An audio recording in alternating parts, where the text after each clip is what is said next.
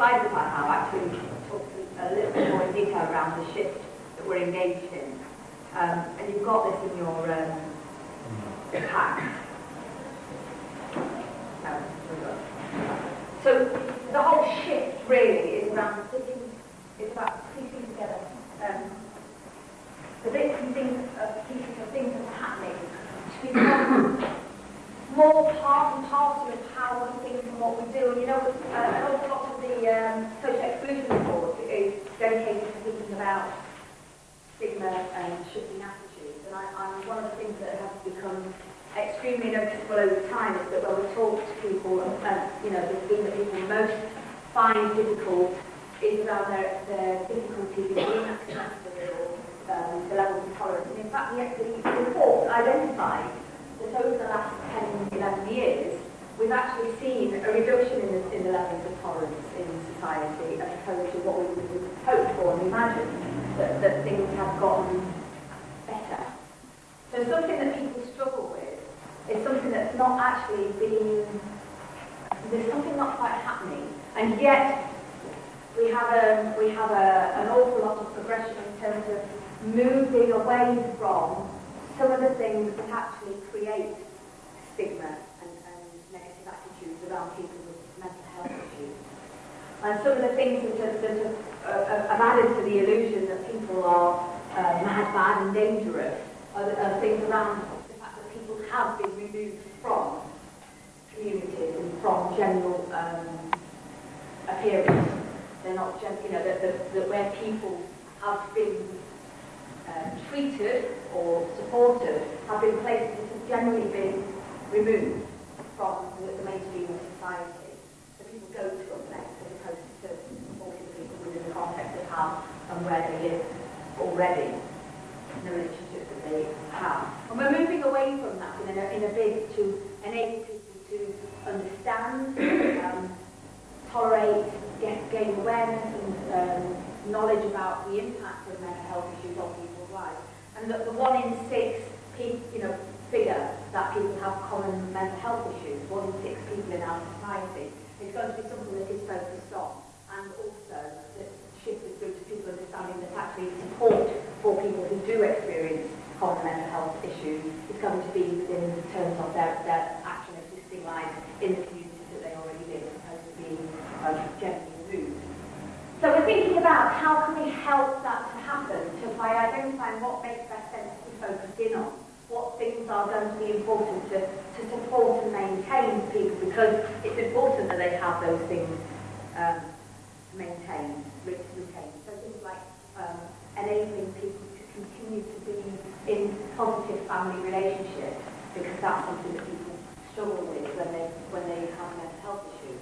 That it's tended to be that we're moving from focusing on an individual who has a mental health issue as an individual, and that's their problem, to opening that up, moving out towards people being seen as part of their family relationships, neighbourhoods, and that needs to be preserved.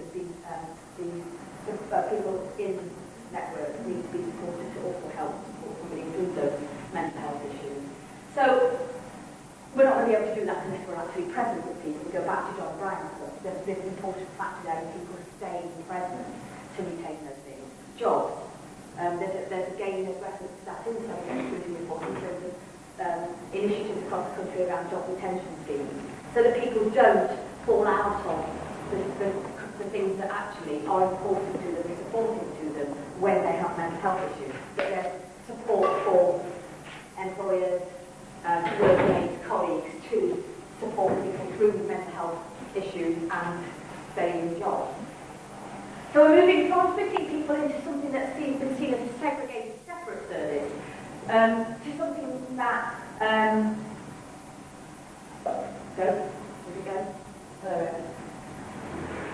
to listening well to what people want and supporting them to get it.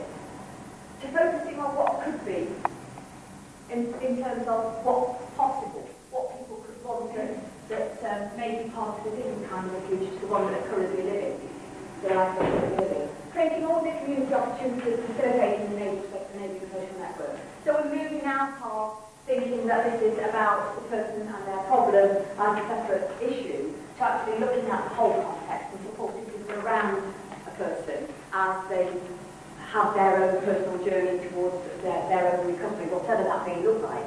We need to know the shape of it by discovering from the person the shape that they want their recovery to look like. It's not something we can go and say, I'm sure all of you are aware that it's not something that we could go and say, right, your recovery is going to look like this, knowing when you've got to that place, are you recovered? It's designed by the person. Person-centred planning is part and parcel of all the kinds of things that can help us to discover that, how that journey will look, what that person's own perception of recovery would look like. It's just a range of tools to help us discover that information in a way that makes it easy, in a way that's friendly, in a way that isn't designed to confuse people and say, look, this is all very technical and all very highfalutin, because that's what you being in the system is all about. We've got to do some technical things to make it better. This is about asking ordinary questions to enable people to just have a vision and have faith that they can get support to move towards that vision of how they want their life to look, what their personal journey to recovery is. So that moves us towards people being respected for the decisions that arise. If we hear something through person-centred planning, that's what we hear, that's what we pay attention to. Okay, that's the listening we do, is the stuff that we attend to. However difficult that might be for us to respond to that, or to find ways for other people to respond to it, because we've got a whole community out there and a whole support network of community-based organisations and services, through housing, through leisure services, through education, through voluntary sector, volunteering, that sort of thing. All of those things that are in local communities are going to be a part and parcel of how to help somebody with their own personal journey, if that makes sense for that person. Person-centred planning is also about moving away from large-scale solutions to one person at a time.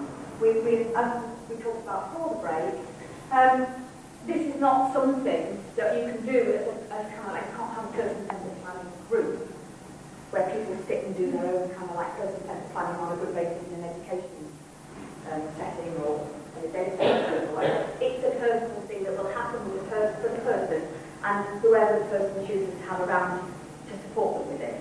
It's a very personal, individual thing, and we need to do that one person at a time. Whoever people will volunteer themselves, and that's already happening.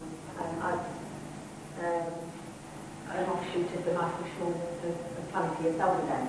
People have gone to evidently use that in a very positive way to help them develop a vision for their own personal life and support that's going to help that happen.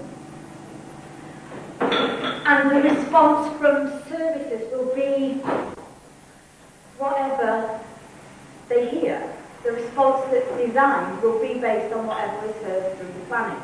There isn't an already designated service out there that will respond to any of your individual planning, because we don't know what it is yet until it's worked through with each individual.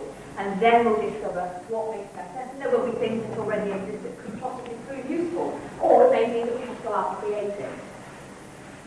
We've listened to an awful lot of people's stories, and the most important thing that we've heard from people who perhaps live in residential provision is, I want a place of my own. I want to be the person who, when they shut the door, that's my place, that's my sanctuary, and I want to have security tenure in that place, which obviously residential provision doesn't offer. It's not a place, somebody's own place, although their bedroom is considered to be supposedly their own place, and it certainly doesn't offer security of tenure.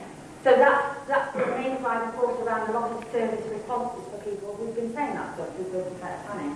So we're actually thinking through, well, what is the most important thing for you? And so there is a massively developing area around supported living and direct payments as people want to move out of the stuff that is working against things that's really important to them. When we talked about the things that are important to us, being around home where we live, security. So that we just need to find out from each person which it is that's their bag, really.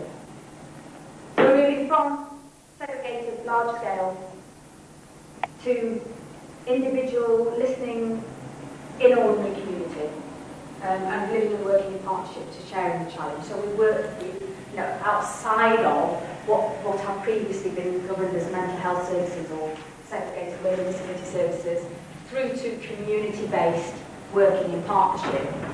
And we have lots of things to help us do that. It's not like anything's working against that at the moment. The whole thrust from government papers and reports is around helping us to do that. Okay, any questions on that? Let's see a little bit better. So person-centred planning, as I've already alluded to, and I would like to keep on mentioning, is something that just helps us to have ordinary conversations.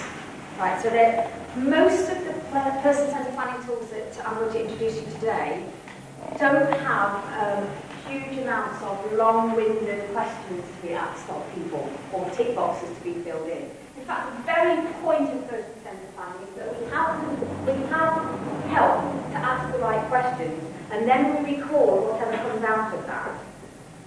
Okay, because what comes from the person is the important thing, not whether they answer our questions right or not. Okay, so the whole thrust of person-centred planning generally is around creating a situation where we can ask questions that will bring out that information. And whatever shape or form that takes is how we record it. There is no governed way of recording information that comes from an individual. It's about what makes sense to them. And how we record it, what kind of tools we use for recording is also up for grabs. There's lots of examples of people using CD-ROMs, using video to record information. It works well for the individual.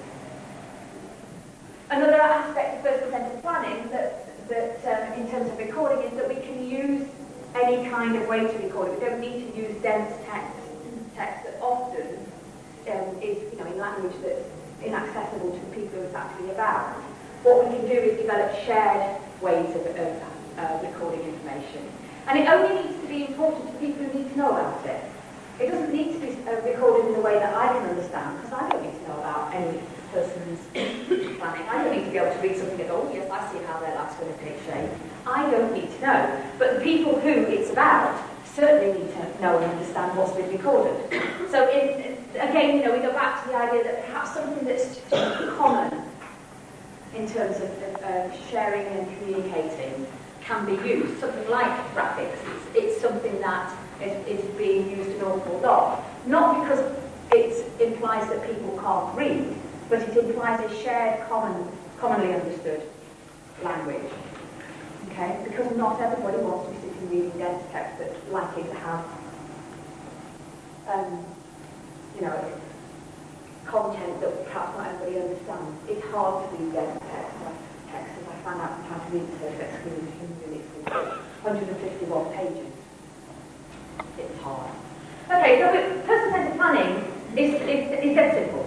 I'm not coming here today to teach you anything around or introduce you to anything that's complex. It's just dead simple. It's about going back to basics and finding out what seriously do we need to work on, because it's going to make the best difference to the individual. And it may be that small because it's that important but that small, or it may be more globally and inclusive of lots of different areas of life, because that's where the person's at in life, and that's what they can work on now, and that's what they want to work on now. There are no governed ideas of what kind of information will come out of it. It may be just one sheet of paper that says it all at this point in time in somebody's life, to all the people that really need to know and understand about what's going to make sense. Or it could be a whole wealth of planning information. And again, when we go through, you'll discover how different tools can be used for different things.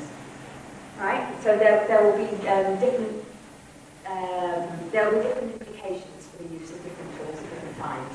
And that's about getting familiar with the person-centred planning tools and knowing which one's going to be good to use. And it might be a time element. It might be short, sharp, but something that's really going to get to grips with important actions is relevant to a situation, and that's what you would use. You'd use a tool that does that.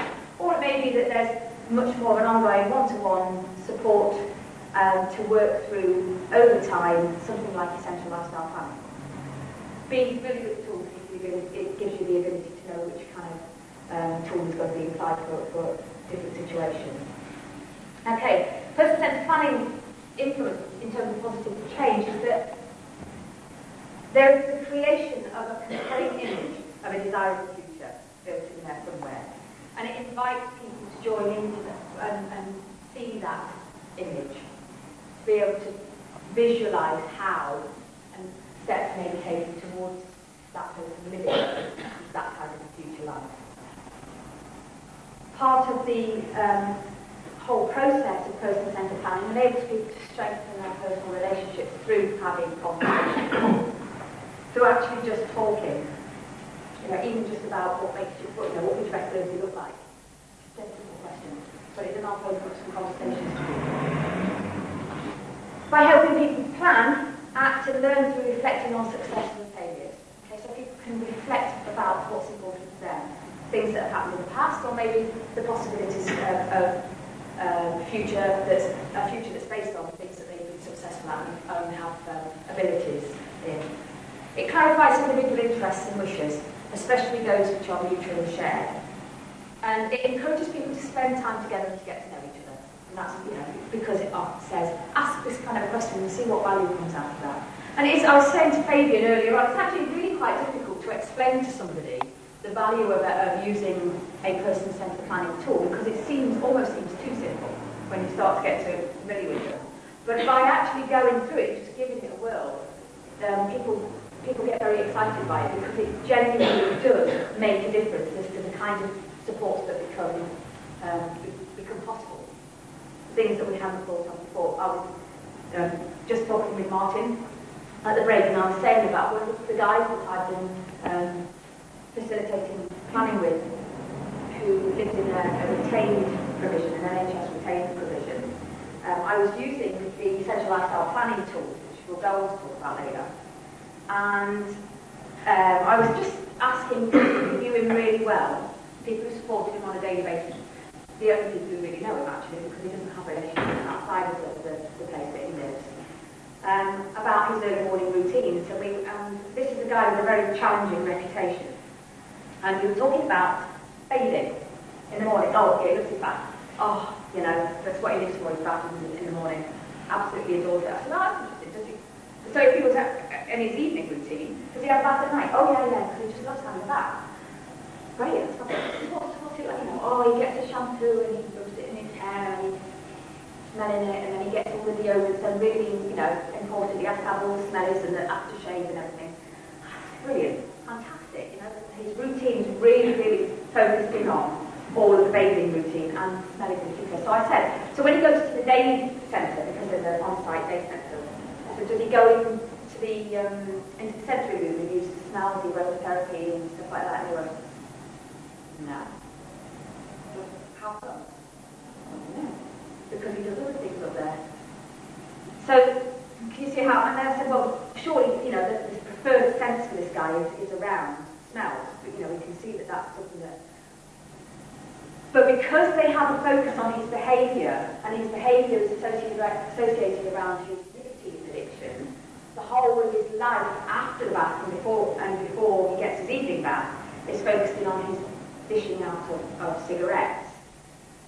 So that there wasn't any thinking in between around the other things that were important to him, yet there were very clear indications that smell was his preferred scent to use, and yet it wasn't a part of his daily life other than at the bath.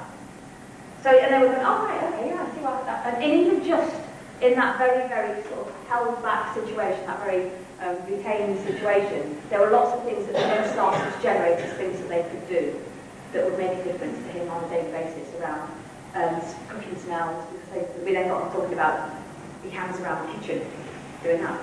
So, he likes cooking smells as well. We started to talk about other indications around him using that for scent. So it was a conversation just around his early morning routines, which is real not of stuff which you would think that somebody that there would be a very clear understanding around that person's preferred sense, and yet it wasn't a part of the conversation because they were connected to his behaviour to the point that it kind of sat on all the things that were important to him. So just interesting how having those conversations can actually just generate all sorts of different things out of the support that somebody gets. Okay, so person-centred planning then is we're thinking about what's going to make a difference to how planning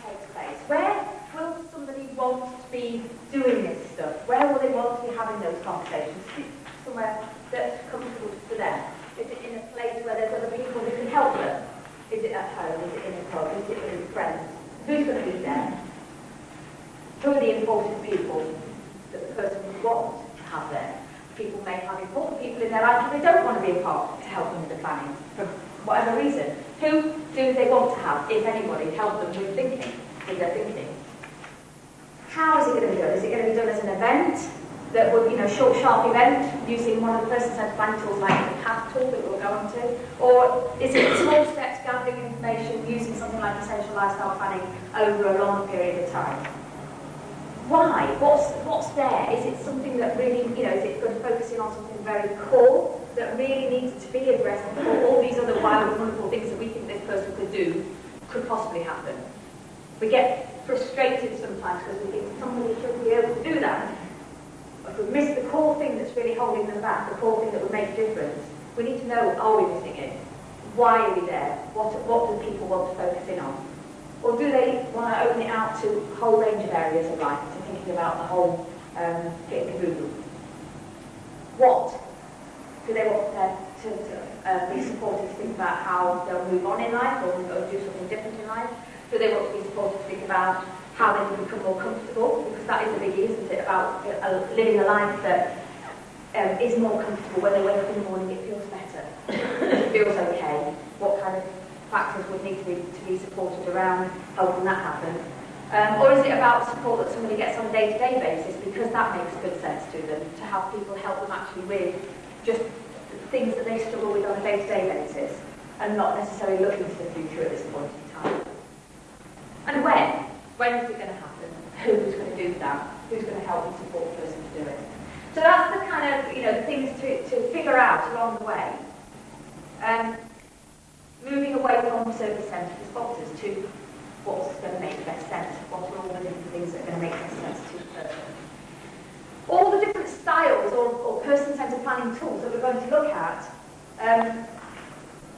have the focus on the person, involve the person or people who love and care for the person, show what is important, and helps the person to be a part of their community. And all of them have action planning. All of them involve to some extent something, whether it's the smallest step imaginable, but will have major impact, or whether it's a whole range of different action plans. There's going to be something built into the planning process that says, this is going to need to happen, this is what's going to happen on a day-to-day basis. There's going to be action planning in there. Okay, people who are starting out on person-centred planning need to consider whether there is anybody in their life who they would have help them do this planning stuff. But they will be the decider, the people who decide this. Okay, so we do often do an initial thinking exercise with people called relationship mapping. The people I can count on. I think this is in your packs, isn't it? And I want you to get some flip chart paper. Hopefully we've got enough. Maybe tear it in half so each person's got a half. Draw out the relationship map. And then just for yourselves, on an individual basis, start to think about who's in your life. Because unless you can actually consider your own life, you're not going to be able to help people with thinking that comes from, in terms of person-centred planning for other people. You're going to be thinking about it in terms of the closer somebody is to the circle, in a circle where you are, the closer the relationship, the more anchored, important the relationship. So as people become less important, but they're in your relationship map, they move out. There's three segments. There's the friends part, there's the family part, and there's the paid support part of people in our lives. Okay, so there's three segments, one there, paid support, friends, and family. And then there's the concentric circles. Very, very, very close people will go into family life or the very close personal life. But you still need to keep them as either family, friends, or paid support, depending on where they come from. Well, typically, they will come from the family, but it could be friends. Yeah? Or it could be paid support. The next concentric circle is the personal network, the good friendship one, where there's a good, healthy relationship going, and it's useful and it mutually works well for each person. It's the friendship network. But again, you'll need to say whether that's because that's somebody who actually is paid, somebody who's a friend, or somebody who's a family member. And then the outer circle is what's called the community network. People in our networks who are out there through jobs, through our neighbourhoods, through shops, through services that they provide. And again, we'll be identifying that as friends, family, and paid support. Okay? And we're just going to map people out, so you'll see where you place them carefully on the map. The closer they are, the more close the relationship to you. So when you're thinking about somebody in paid support, perhaps, who's in the personal network, and somebody who's a friend, who's the closest? You know, make sure that they're placed. Make sure you're keeping them at the right distance. And it just helps us think about who are the important people in our life. There's pens, plenty of pens here, and flip chart paper to do it there. I do appreciate that you might not want to do it that way. If you don't want to do it that way, then please, just feel free to use your charts that you've got in front of you. But it's often better, more visually able to see what's happening if you do it on a big piece of flip chart paper. Thank you. I would perhaps start with the relationship map with somebody to just work out who they want to come on board in helping them plan. So in mapping out people in their life, they can actually get a vision, and a very visual vision, of who the people are in their life. And sometimes that can be quite difficult for people because they may not have that many people in their network at this point in time who are people who are in their close. And I'm sure that that's something that you probably discuss in your groups, isn't it? Around the very clear differences that often exist for people who've lost networks and relationships along the way. And we were just having a conversation there about how that then could lead on to thinking about, okay, so in terms of relationships, we've started to plan already. How important, what's important in terms of your networks? A, to preserve, to not lose. And if people are thinking about somebody moving on, it's possible that can create anxiety. Because people may feel that that's going to incur a loss of relationships again, because that's their experience from things that have happened to them so far. So it's about recognising where people have a very real fear of losing something that actually exists at the moment. And if we're suggesting that people move on with in a situation where perhaps it's being dictated, or that there are implications of you will do this whatever, then without recognising the fundamental relationship issues for an individual, we're going to go slightly wrong. And yet it's something that we have actually quite happily missed in many respects from the kind of institutionalised systems view of people's networks and relationships being focused in on the person and their problem and not seeing it as more a part of what's important to them in terms of who they are in relationships, in family, in friendships, in important other person. Okay, and people have lost relationships along the way, not least because people who are in their life often find it difficult to know how to support somebody well. It can actually be people who stand back when somebody does have a mental health issue. And so people need to be tackling that as well. Relationship mapping helps those conversations happen. It also helps people see where they've perhaps moved on and things have changed for them in a very positive way. So another conversation might be that it didn't look like that in the past. And I know, some people in the room, that's already something that is an issue, that actually I wanted it to change and it has changed and life is different because of that. Or it could be used as an early tool around visioning how things could be different. So the next part of today is going to be looking at some of the elements of the person-centered planning tools. And the first one we're going to visit has that, how do we understand and relate to what would be important to somebody in terms of their vision of a positive future. Relationship mapping gives us an opportunity to start that process almost immediately by saying, if you could change anything on this map, how would it look in a different kind of setup? How would it look if life was much better? If life was really good, what would you change on the relationship map? And having that very visual way of describing the networks that people have gives people an opportunity to say things that are important to them around, maybe it would be more if there's something around having somebody close. Perhaps they don't have any family or friends that are very, very close to them. And that could be an all-important issue that needs to be looked at. The person wants support to walk towards a life where that's more possible, more likely. What would that involve? If they were thinking about how their future network might look, their future map, they would be saying things like, I would have somebody in there who's in there for me, who lives and cares for me. because I'm valuable to them. Or it might be that people say, well, you know, I really just feel extremely lonely and out on the edge in terms of my local community. I don't get invited to things, or I don't belong to anywhere. And that would, then we would be looking at, well, what would look different in terms of the friendship maps? There may be people in the outer ring, in the community network, but are not very close. And so the future map might be that people come in closer, that there's some real good friends in there that people go to the pub with or watch the match with. I had a very lonely night watching the match all on my own last night, but I did enjoy it. It was a great one. So you can see, it's already a tool that we're starting to use to help people just have conversations. It's not a series of questions, it's a graphical representation of something that may be very important to people. Not least, however, we could use it to find out whether there's anybody in that person's relationship map who they want to have help do thinking around and planning with. So there may be some people in the map that people say, yeah, no, I think that person would be extremely important to have their view on it. Paula, could you just explain something? Yeah. Shows I'm a bit confused about where work colleagues are fishing at. Obviously they're part of the personal network, they're not paid support. No. So depends on the quality of the relationship. Probably in the community network as friends, people that you bump into, but don't necessarily have a very close relationship with. Paid support people, they are what they are. They possibly could be your boss, because your boss would have a managerial role, so it could be a colleague in that sense. But it could be GP, support worker, dentists, shopkeepers, people who are paid some of money. It's strange to put personal networks in that section.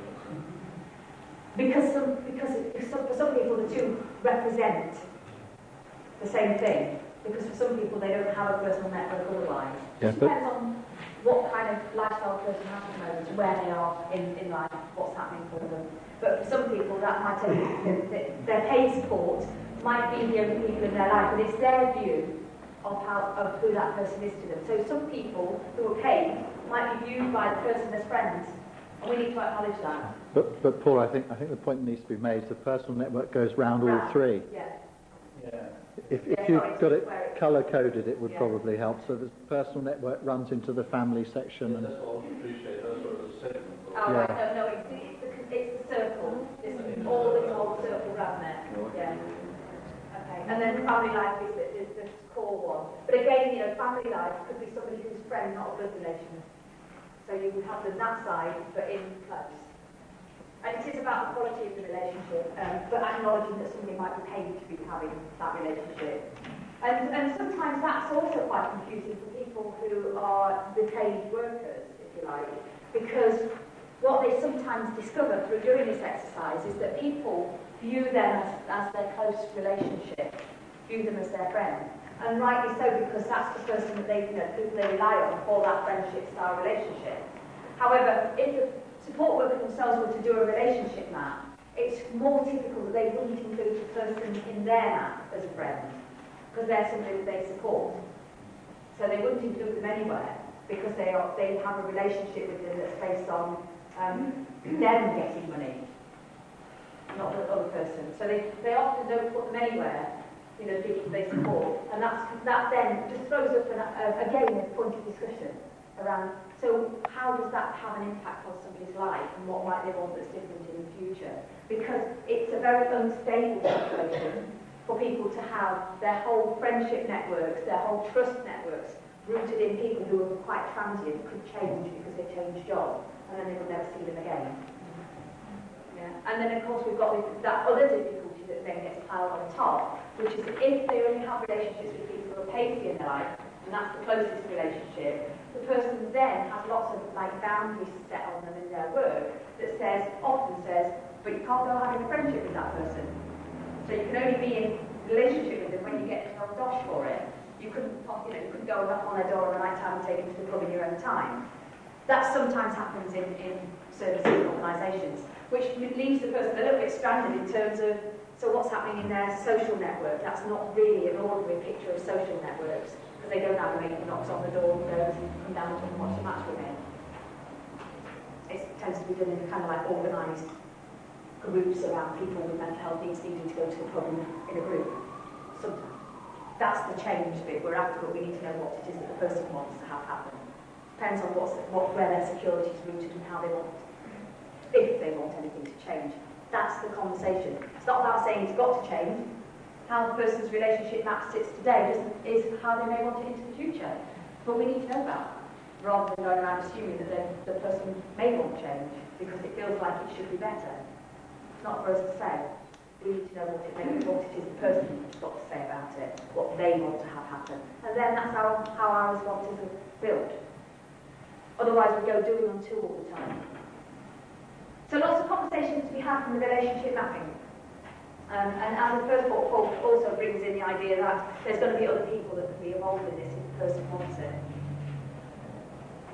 In terms of timing, some people might regard that as intrusive in terms of their life, if you like. So, what's the guidance on that then, in terms of timing and the relationship that you believe you have? Yeah, well, that's again about being kind of a good, careful facilitator. And one person at a time, because it may not make good sense to go and have that conversation with somebody, and it may be extremely sensitive as well. I think the whole lot of this stuff should be borne in mind that we're thinking about walking into areas of people's lives that they may not want us to. And again, we need to be very clear about what it is that we're doing and have the person be on board and consent right from the very beginning. It's not something we can just go and do or two. So we're going to be asking conversations with you about people's lives. But I think that, people receiving fair warning that actually, this can be quite distressing. However, I have to say that I have never come across anybody who doesn't already know this stuff anyway, about how painful it is. It's just about the fact, a lot of the time people are just relieved somebody's actually talking to them about something that is so important to them. Because there has been lots of people have given feedback about the most important thing is around my relationships. It's central to me, and yet people don't know how to respond to that, so they kind of glossed over it or not asked the question because it's too painful for them to even begin to think about it. So we haven't. It's like the good old the idea that we are all people who have in some way, shape or form that need for a relationship with other people. And there is generally, not always, we can't make the assumption that it always is true, but generally people have an need to have a close personal relationship, or a few close personal relationships. And that may involve having a sexual relationship with somebody. Especially in the area I come from, I don't feel like they don't do that sort of thing. Because it's too painful for us to actually acknowledge it and help it to be something that's possible in people's lives.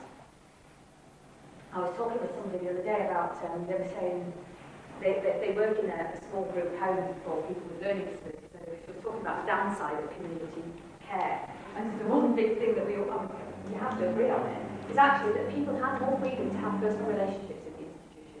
Absolutely no two ways around it. They are so burdened now, like, oh, no problem with that, because we haven't lost the fact that we still don't believe that people with learning disabilities have the right to have relationships and to have sexual relationships. We don't do sex education, we do sex withdrawal. We don't do that. And massive amounts of people have lost the opportunity to have personal relationships, to have sexual relationships, because of the march of progress, so-called progress. We can't ignore people's fundamental needs, so we need to find out which ones are most important. So here we go then. First one on the agenda is something called MAP. As you can see, there are 6 parts to MAP. This is it. This is it. This is the tool. It's nothing more, because it's just a few simple questions which enable us to have conversations and to discover information. The same as we said to somebody, okay, what would be the best birthday ever? Right? We can ask lots and lots of different questions around how would life look if it was absolutely great, if it was good for you, and how would that be different from how things are today? And part of that is to acknowledge that there is a future perspective, that we need to discover how the person wants to move on and what things are important to be acknowledging in that move on. So what are the important themes to people? How we discover that is based around the idea of dreaming, okay? And that's the second segment. We're going to move on to speak about that after lunch, because I know that it's sat there and you're all dying to get at the food, aren't you? You're hungry now. Okay, so MAP then is a journey with people to get to know somebody really well and to gain an idea about the sorts of things that are really important to them. The sorts of things that we discussed earlier on, and decided that there were some very clear areas in life that people tend to focus in on as being important.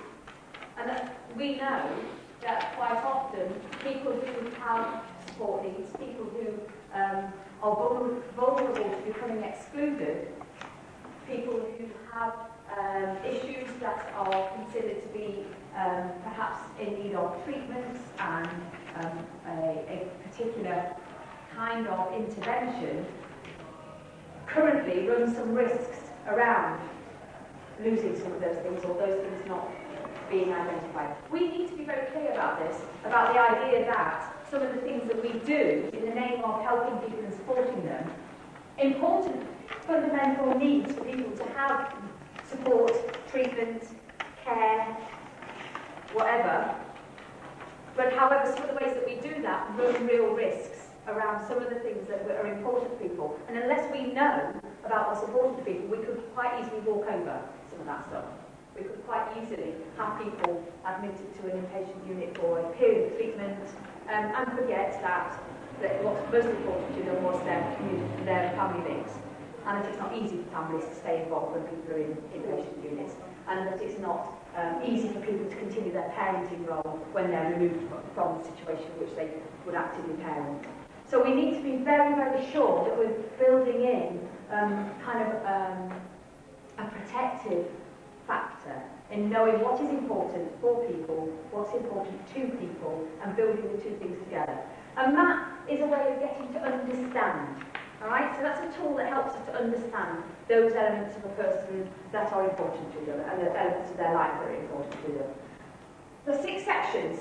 First of all, help us to understand who the person is in terms of their story, and that's something that we maybe do things like timelines, what are the important things that have happened, things that people may want to share. It's not one to get hung up on though, it just sets the scene. And then we're going to be moving into the very clear, let's have a look at what elements, what trends, what kind of themes would be in somebody's ideal future.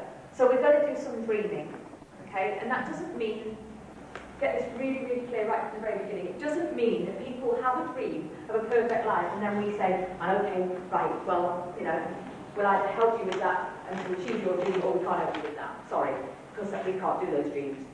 You know? Yeah, you want to fly in a hot air balloon? Okay, we can help you with that. We'll book a flight for you next Sunday up in a hot air balloon. You want to fly to America? Sorry, we can't do that. We don't do that sort of dream here in Bromley.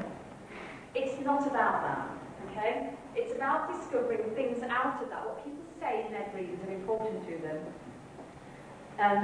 what things that they have in their dream life, tell a story about things that are important to them. And that conversation that's had around the dream stuff helps us to understand the important things. So if somebody says to me, I want to fly in a hot air balloon, I could say, okay, we can make that dream come true, but I'd also want to unpick it and say, what's that about? What would it be like to be flying in a hot air balloon? Tell me about the journey that you would be going on in your perfect life, in your dream life. What's that about? Is it about flying high above everybody else and looking down on everybody? Is it about escaping from people? Is it about floating free? Is it about, what is it that motivates them? Is it about being on the move? Is it about, I don't know, all sorts of different things. We need to have conversations with people to find out the things that are important to them. We need to know what motivates people the most. Is going to America about seeing the Grand Canyon, or is it about visiting relatives?